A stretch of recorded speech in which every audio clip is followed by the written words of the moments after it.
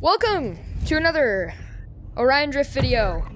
And in today's video, I kind of showed you I was playing Orion Drift, but now I'm going to teach you guys how. You know, I've been playing for a couple months since that video, and I've gotten good at it. So, if you don't know, Orion Drift is another Axiom's second VR game, I'm pretty sure. And it is basically Rocket League mixed with Gorilla Tag. So it's soccer, but you're basically a really fast robot. And there are parkour districts, which I will have in part 2 of this video. And then I'll move on to golf, which I haven't played that much, but we'll make a video about all 3 of the main districts. But this is Driftball. So the stadiums are over there. I'll kind of give you guys the grand tour after this part. But this is where you practice. So you go into one of these little places, and there's shooting practice, which basically, press begin, you get a pass. And you gotta shoot it. Ah! Where's the ball? And I actually really love these because I am not very good at receiving passes, sadly. So this kind of helps me. I would definitely, if you're brand spanking new to the game, I would definitely practice this a little bit. It is so useful, for sure.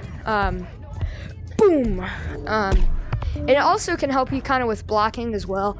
But to really practice blocking, you can end this. And there's 3 difficulties: easy. Oh crap! Out of my boundary. Easy, medium, hard. Oh, and Zen. I don't think there's anything after Zen. And then there's goalie practice. Which is basically the same thing, except it's almost like the balls are getting a pass and then they're being shot to you and you have to block them. Which, if you're like me and suck at goalie, it's pretty difficult, even on the easy mode, especially once they really start ramping it up. LeBron! Shoo!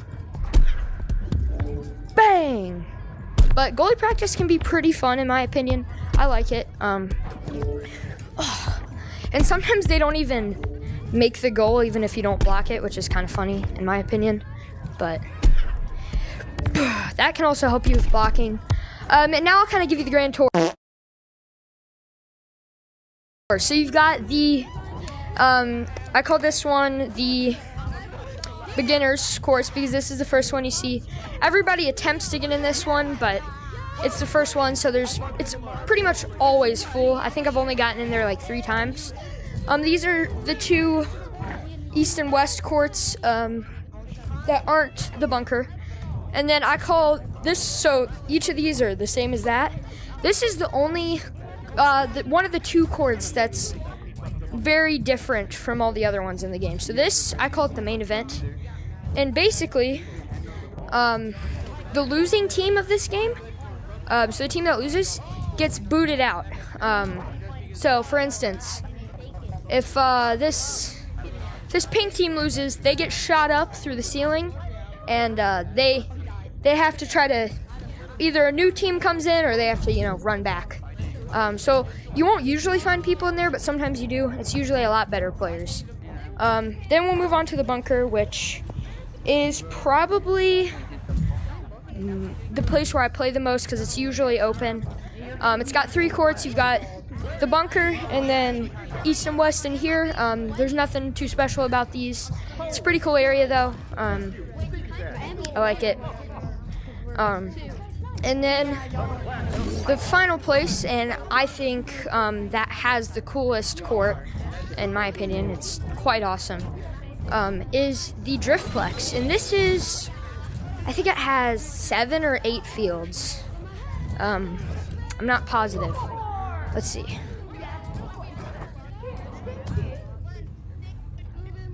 Okay, it's 7 fields. Yeah.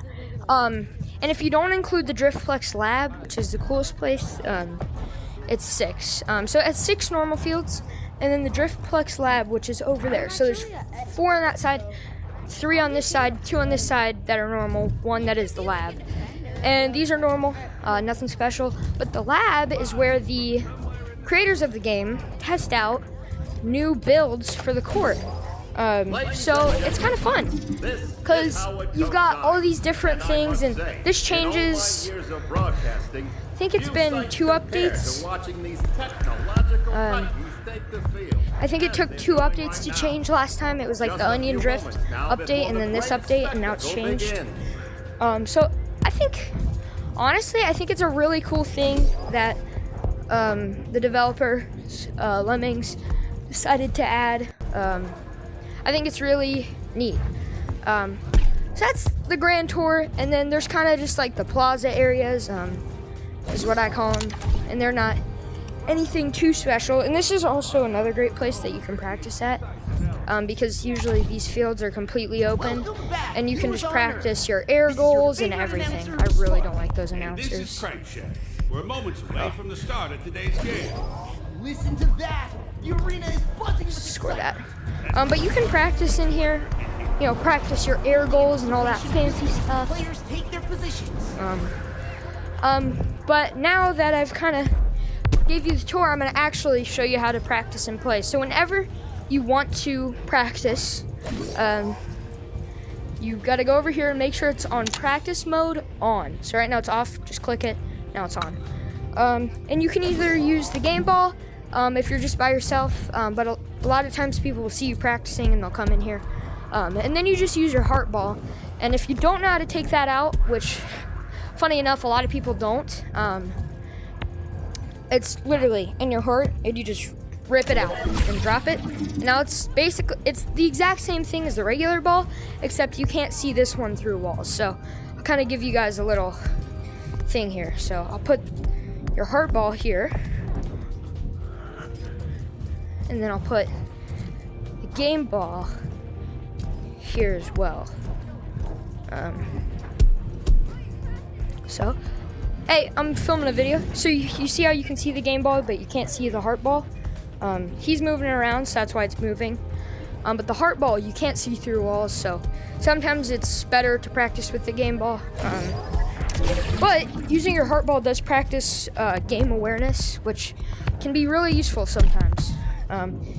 And sometimes you'll have people who join like him and leave right away and don't try to mess your game up. But sometimes you'll have griefers, is what I call them, and they just try to put it on game mode and try to 1v1 you while you're practicing. It can get annoying, but most people in this game are pretty chill, at least when you're practicing. So I guess we'll start with carrying the ball and dribbling. That's pretty simple. Or I guess like more movement. So we'll start out with movement and running. So there's paddling, which is basically where you're slapping the ground. It's almost like a funny run and gorilla tag. We're just gonna be doing the basics today. But there's paddling, which is like funny running and gorilla tag. There's just long strides, where you just run. There's carving. And then you can also kind of just slide on your butt, which is pretty cool. You like turn your body into a skateboard or something, which I feel like is pretty interesting. Guys, I'm filming a video. You guys are free to stay or leave. Yeah, I already know Can that. I You already tell told the me. viewer Yeah, sure. something real quick? Not paid to tell them this, but make sure to Thank hit you. that Yes, like button listen to and this guy. smash Listen that to this guy. subscribe button. I'm not actually I paid. I'm actually just a paid random him guy. 5,000 drift coins or driftians, whatever. So Wait, yo. nah, I actually, have can no get money. some? I don't even have any myself. Back to the video. But that's kind of the whole movement thing. And then dribbling is just, you know, you're keeping the ball in front of you while you're moving around. And then you can also just carry the ball, which is just running and keeping your hand behind the ball, which is what I use. I don't really dribble, but you can if you want, if you like that better. the difference between dribbling and just carrying the ball is carrying the ball, you just run with it, and dribbling, you kind of you pass it between your hands. So I mean, that's really it with moving with the ball and movement in general. Other than flying, you just hit your either B or Y on your controllers, and that boosts you up, makes you fly.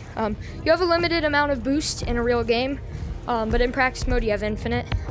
But with flying, to carry the ball, you literally just like put your hands around it very lightly. If you squeeze it, it'll do that and it'll go out of your hands. But I mean, it's pretty easy to hold it. You just hold it either next to your chest, or you can even hold it out. But you do lose control a little bit when you do that. So I really recommend just kind of hugging it, or you can cup it in your hands like this, which I also don't recommend doing because you have to have your hands like this. This kind of drags you towards the ground. So I recommend just doing this. It's quite easy. It doesn't take that long to get used to, and you'll have it down in no time. Now let's move on to part 2, which is shooting. Alrighty, so there's really, oh, I am bugging out. Let's get the game back. Stop lagging, please. Thank you. Okay, so there's really 2 main forms or types of shooting, and that is shooting from the ground, which is pretty easy. You just kind of hit it once you get close to the goal, or you can go for a long shot, which I usually recommend doing in the air, but you can do it on the ground if you feel comfortable with it. Usually it's better to do in the air though. And then there's air goals, which is my specialty. And I did one. Shooting on the ground is very simple. You're just carrying the ball, flicking it up, and hitting it, which I'm not the greatest at. But there's really only like one way to do a ground goal, and that's just going close to the goal and tapping it in. I mean, you can go from different angles and it might look different, but it really is all about the same. But air goals, you can have a bunch of different varieties and different moves and stuff. The only thing that's cool about ground goals is, I mean, you can kind of set yourself up by scooping it up by the crossbar and spiking it down. But even then, that's almost an air goal. So I don't do those that often. Like, even when I am on the ground and I'm close to the goal, I'll hit this little ledge and go up and shoot it from an angle up. Because it's a lot more difficult to block something that you can't see as well. So like, the difference is blocking something that's coming at you like this, or something that's coming at you like from up.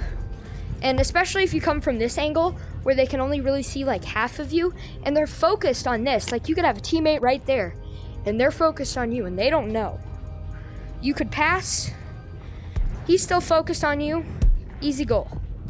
But air goals, you really just have to be good at carrying the ball and good at controlling your boost. Very simple.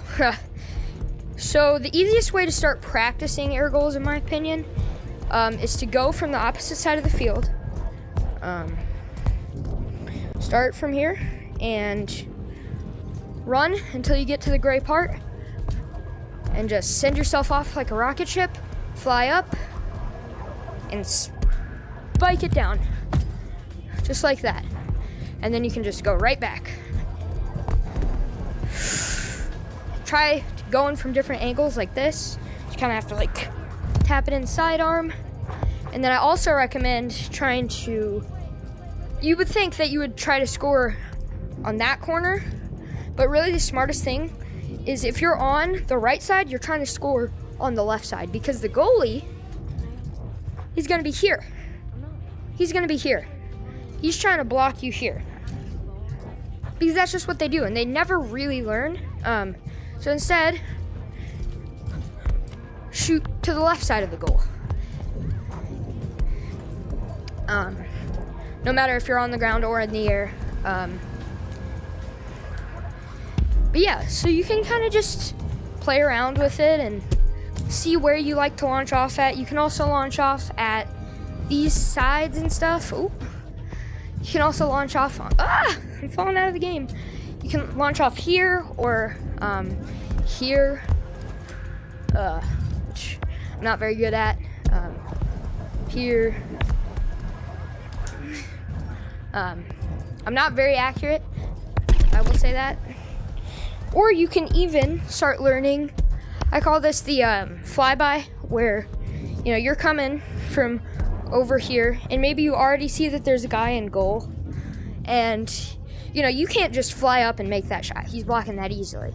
So what you do is you come up, fly, and either set it for your teammate like that, or you can actually try to make it in.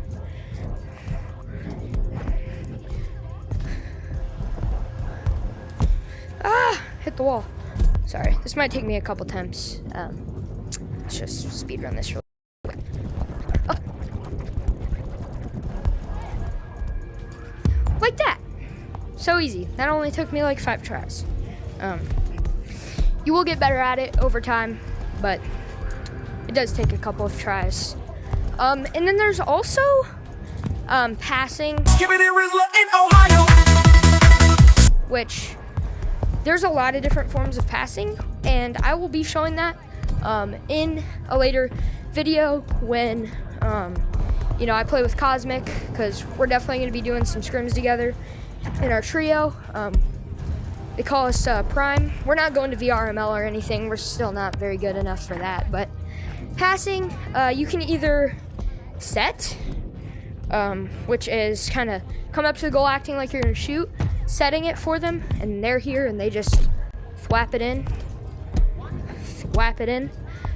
There's wall bounce passing, which is almost like a set, but you're passing it like that. You're trying to get it to wherever they are. So as I was saying before I got interrupted, passing, you can either pass in the air. This is what I do a lot. I go through here and kind of spike it back to my teammate, especially if they're on a bridge or something or on the other side and I have people on me. I'll go up here, go towards my goal, and pass it to my teammate, which can be really difficult to pull off, but once you get good at it, it can be a very useful skill. You just turn around and pass it. And you can get pretty accurate with it eventually. And then wall bouncing. There's passing on the ground, which is very easy. You kind of just want to give it a little height so nobody can just come right for it. Or you can literally, this works as well. Sometimes if people are bugging out and you see them bugging out a lot, you can just hit it really hard. And if somebody goes for it, it usually will just phase right through their body, which is really useful. There's also, I call this kind of a spike, where you have somebody right below you or on your teammate, you fake a pass and then get a real one in. The spike is good for when you're in the air. I don't use it for anything else really. So you're looking like you're gonna make a pass, but then you spike it and either go for the goal or get an actual pass in, and it can be very useful. So I do like doing that a lot as well. That's more of a ball hog move, which I don't try to be, but sometimes I do come off as one, people tell me. I try to pass a lot though. So yeah, that's about it. There's wall carving, which is pretty beginner. I'm not going to teach ceiling carving, partly because it's very difficult, and the other part is because I'm really bad at it. But it's basically like carving here. You're doing the same motion, you're just doing it on a wall. You can start here. This is a really good place to start. And it just kind of swings you around. And you can use it to get height for a pass. So a lot of people will pass to the wings, or not the wings, but these sides. And you can use this to get elevation for a pass. And then once you get good at that, you can use it over here. Oh, don't use it there.